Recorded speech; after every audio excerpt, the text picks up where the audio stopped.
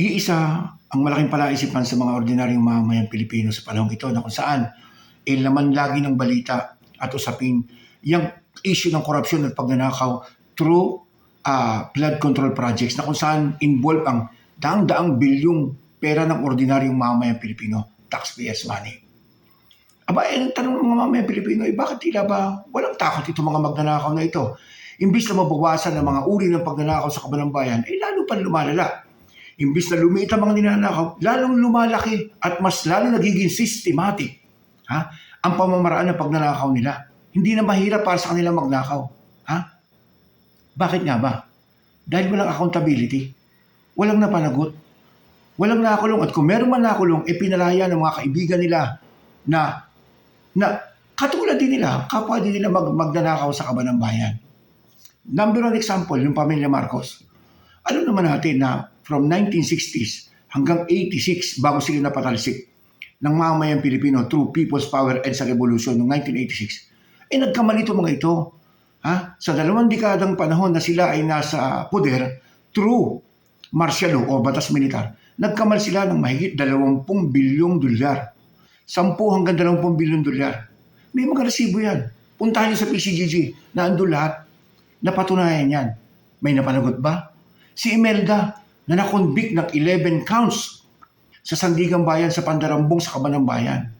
Ang alam ko, 77 years yun na pagkakakulong. Pero hanggang nasaan ngayon si Imelda? Nakalaya. Malayang. Masarap ang buhay. Hindi na panagot sa kanyang mga kasalanan. Convicted yan sa Sandigang Bayan.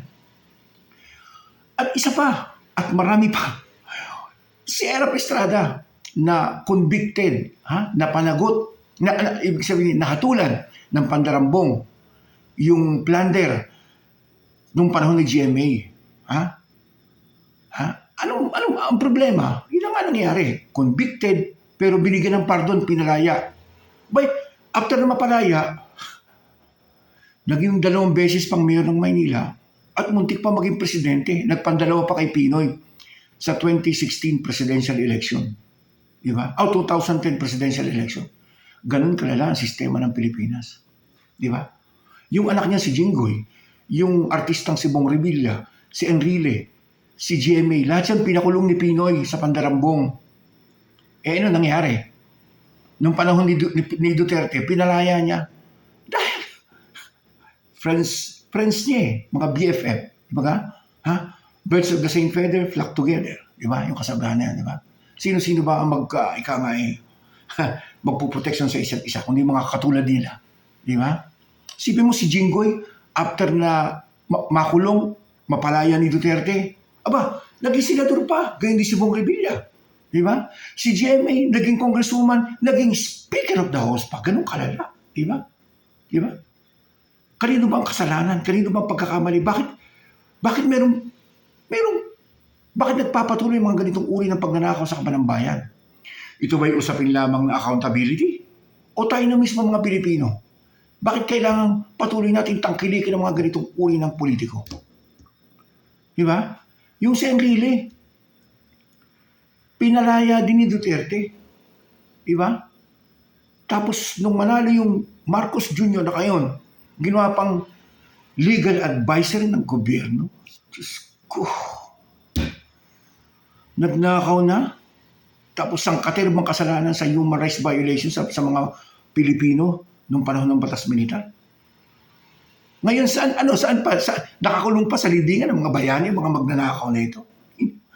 Yung pinakamasaklap, di ba? Ninakawan ka na, hindi na napanagot, inilibing pa sa libingan ng mga bayani. Bayani pa, mga hinayupak na to. Di ba? So, paano?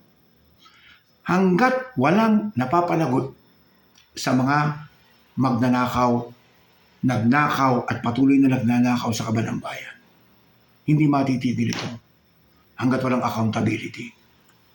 At hanggat tayo mga ordinaryong Pilipino ay patuloy na pikit mata, bingi, bulag, pipi sa mga ganitong uri ng politiko, patuloy natin tinatangkilik at inihahalal ito yung panahon ng eleksyon. Patuloy tayong maghihirap dahil patuloy tayong pagnanakawan at ninanakawan ng ating mga lingkod bayan daw na tayo mismo Ikaw, ako, tayong lahat, 115 million Filipinos ang walang sawang naghahalal at tumatangkilik sa kanila. Hanggang dito na po lamang, hanggang sa susunod na episode ng Chika Chika with Tambakol. Ciao!